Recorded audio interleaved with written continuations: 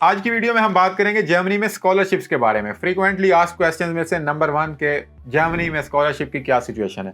तो before we go into some specific scholarship, सबसे पहले जरा ओवरव्यू देख लेते हैं कि जर्मनी में स्कॉलरशिप्स का ओवरव्यू क्या है, किस कदर मुश्किल है या क्या ये मुमकिन भी है स्कॉलरशिप लेना। तो इसको सबसे पहले देख लेते हैं। तो वेल, जिस तरह आप और कंट्रीज में सुनते होंगे, यूके में, कनाडा में, ऑस्ट्रेलिया में, या इस तरह के फुली फंडेड स्कॉलरशिप्स मौजूद हैं, या फिर ट्यूशन फी पे जो है वो कट लगा होता है, मतलब आपको 50% स्कॉलरशिप मिल गई। तो ये वाली सिचुएशन। तो जर्मनी में ऑलरेडी जो है वो हर बंदा स्कॉलरशिप पे है। वो ऐसे कि देखें, जर्मनी में एजुकेशन जो है वो फ्री है। ना सिर्फ यूरोपियंस के लिए फ्री है बल्कि इंटरनेशनल सबके लिए एजुकेशन जो है वो फ्री है। तो ये भी तो एक तरह का स्कॉलरशिप हुआ। तो इस सेंस में देखा जाए तो जर्मनी में जो है वो स्कॉलरशिप्स बहुत कम अवेलेबल हैं। वो ऐसे कि देखें आप मतलब ऑलरेडी जो डिस्काउंट पे रह रहे हैं वो काफ़ी डिस्काउंट पे इस तरह रह रहे हैं कि जिस तरह आप यूनिवर्सिटी को फ़ी पे करते हो वो थोड़ी सी फ़ी होती है, ऐसा भी नहीं है फुली फ्री है। जो थोड़ी सी फ़ी होती है वो होती है सेमेस्टर कंट्रीब्यूशन फ़ी। तो सेमेस्टर कंट्रीब्यूशन फ़ी जो होती है वो 250 से 300 यूरो या 350 यूरो इतनी होती है। एवरेज लगा लें 300 यूरो। तो आप जो 300 यूरो पे कर रहे हो उसमें आपको काफ़ी सारी सहूलियात मिल रही होती हैं। जिस तरह के आपको ट्रांसपोर्ट जो है वो 6 महीने का पास मिलता है उसमें। तो 6 महीने में आप स्टेट के अंदर कहीं भी ट्रैवल कर सकते हो। तो उसमें यह है कि आप देखें, अगर किसी आम आदमी को देखें या किसी जॉब होल्डर को देखें या इवन कोई विजिटर आया हो और वो 1 महीने का अगर पास लेना चाहे, तो बर्लिन की बात करूं तो 100 यूरो में उसको 1 महीने का पास मिलता है। तो 6 महीने का अगर आप लगाएं तो 600 यूरो उसका सिर्फ ट्रांसपोर्ट पे खर्च होगा। जबकि स्टूडेंट्स जो कि इंटरनेशनल स्टूडेंट्स होते हैं उनके लिए क्या है, वो 300 यूरो जो यूनिवर्सिटी को पे करते हैं उसके अंदर उनका 6 मंथ का वो ट्रैवलिंग पास भी है पूरी स्टेट के अंदर। इसके अलावा उनको अकोमोडेशन जो है वो भी थोड़े सस्ते दामों पे मिलती है स्टूडेंट एंड वर्क की तरफ से। इसी तरह और भी छोटे मोटे बेनिफिट्स, मतलब हेल्थ इंश्योरेंस भी कम पे कर रहे होते हैं स्टूडेंट्स, या फिर कहीं जाएं टिकट वगैरह की भी थोड़ी अलग कैटेगरी होती है। इवन जू में भी आप जाएं तो स्टूडेंट्स के लिए अलग कैटेगरी। तो ये देखें, यहाँ पे पहले ही सहूलियात जो है वो मौजूद हैं। और ये जो स्टूडेंट्स का ये सारा निज़ाम चल रहा है, जो फ्री एजुकेशन है, ये आपके 300 यूरो पे बिल्कुल नहीं चलता, क्योंकि प्रोफेसर्स को भी सैलरी देनी होती है। यूनिवर्सिटी का पूरा इंफ्रास्ट्रक्चर, लैब्स, हर चीज़ मैनेज हो रही होती है। तो ये 300 तो इसी में ख़त्म हो जाता है, ये स्टूडेंट एंड वर्क में, सोशल फ़ी में और ये ट्रांसपोर्ट में। तो स्टेट जो है वो ऑलरेडी हर यूनिवर्सिटी को पे कर रही है, हर यूनिवर्सिटी का खर्चा उठा रही है। जो पूरा एक सिस्टम बना हुआ है, जो काम वाले लोग हैं वो पे करते हैं और स्टूडेंट्स पे वो खर्च होता है। तो ऑलरेडी यहाँ पे डिस्काउंटेड सीन है। तो उसके बाद स्कॉलरशिप का जर्मन गवर्नमेंट कहती है कि कोई सीन बनता नहीं है। तो स्कॉलरशिप्स जो हैं वो रेयरली अवेलेबल हैं। चलें, जो अब रेयरली अवेलेबल हैं, अब उन्हीं की तरफ चलते हैं कि वो कौन से अवेलेबल हैं। अच्छा, आप स्कॉलरशिप्स की बात करें तो स्कॉलरशिप ऐसा नहीं है कि कोई बहुत बड़ा एक इदारा है और वही सब कुछ मैनेज कर रहा है और उसी के थ्रू सारे लोग अप्लाई कर रहे हैं, ऐसा नहीं है। जो स्कॉलरशिप की स्कीम है वो डिस्ट्रीब्यूटेड है मुख्तलिफ इदारों के दरमियान, या इवन कभी किसी स्पेसिफिक यूनिवर्सिटी के दरमियान भी। तो इट इज़ क्वाइट डिफ़िकल्ट। पहले तो स्कॉलरशिप फाइंड करना डिफ़िकल्ट है और फिर दूसरा अचीव करना मुश्किल है। तो इसमें देखें, सबसे पहले अगर हम देखें तो वो दाद स्कॉलरशिप है जो कि जर्मनी के लिए है। लेकिन इसमें अब मुश्किल इस वजह से ये है कि इसमें अगर हम रिक्वायरमेंट्स देखें तो रिक्वायरमेंट्स जो है वो थोड़ी मुश्किल है। सबसे पहले तो बैचलर के लिए ये है नहीं, मास्टर्स या पीएचडी के लिए है। तो मास्टर्स और पीएचडी के लिए अगर हम देखें तो उसमें स्पेसिफिक रिक्वायरमेंट्स हैं, जिस तरह के 2 साल का वर्क एक्सपीरियंस आपको चाहिए। तो अगर आपके पास 2 साल का वर्क एक्सपीरियंस है तो फिर आप इस पर अप्लाई कर सकते हैं। लेकिन स्टिल ये सिर्फ 2 साल का वर्क एक्सपीरियंस लाजमी नहीं है, काफ़ी नहीं है। इसके अलावा और भी बहुत सारी कंडीशन है। जिस तरह के ये स्कॉलरशिप सिर्फ सर्टेन फील्ड्स के लिए अवेलेबल है, मतलब जो हम सीएस या आईटी वाले लोग हैं वो इस पर अप्लाई नहीं कर सकते।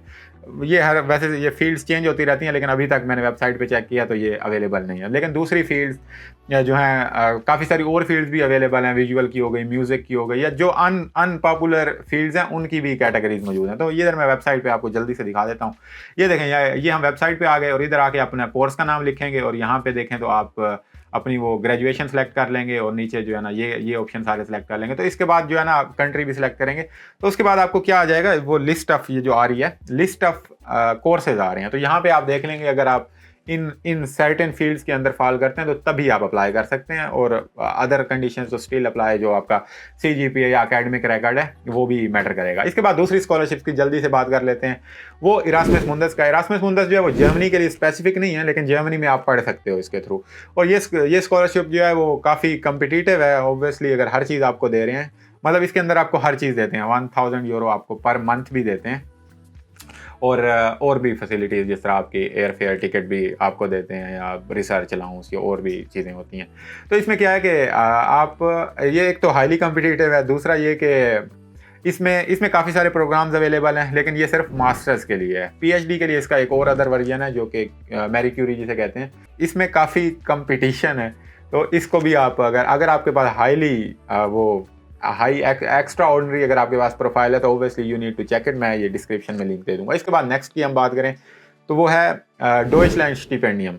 डॉइचलैंड स्टिपेंडियम क्या है? वो स्कॉलरशिप है, वो छोटा सा स्कॉलरशिप है, ऐसा नहीं है वो फुली फंडेड है। वो ऐसा होता है कि अगर आपके पास वो सर्टेन यूनिवर्सिटीज़ के लिए या तकरीबन सारी यूनिवर्सिटीज़ के लिए मौजूद है। वो ऐसे होता है कि आपको कोई यूनिवर्सिटी आपको एडमिशन लेटर भेज देती है या आपको कोई यूनिवर्सिटी में आप इनरोल होते हो, तो तब आप इसके लिए अप्लाई कर सकते हो। और ये कोई इतने ज़्यादा पैसे नहीं होते, 300 यूरो होते हैं, जिसमें 150 यूरो जो है वो फेडरल गवर्नमेंट पे कर रही होती है और 150 यूरो एक्सटर्नल डोनर पे कर रहे होते हैं।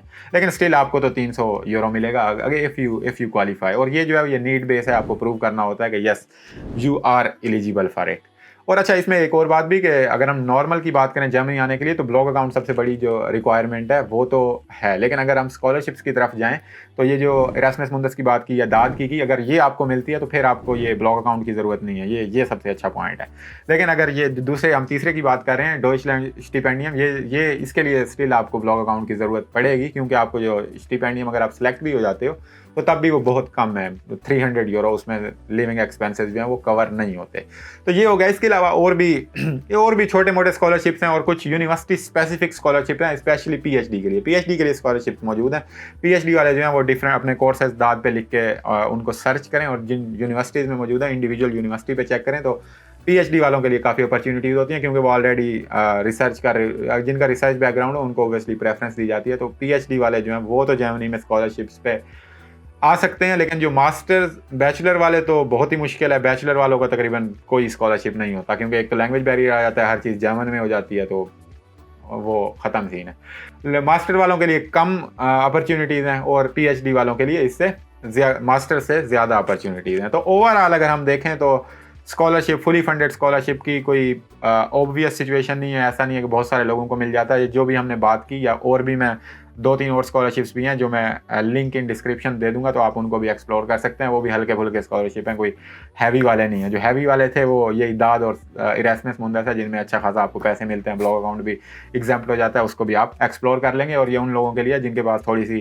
एक्स्ट्रा ऑर्डिनरी प्रोफाइल हो, कॉमन प्रोफाइल यहाँ नहीं चलेगी। तो जिनकी कॉमन प्रोफाइल है वो फिर ब्लॉग अकाउंट का इंतजाम करें और आ जाएं। एजुकेशन जो है वो ऑलरेडी फ्री है और आपको सहूलियात वगैरह का सारा पता है।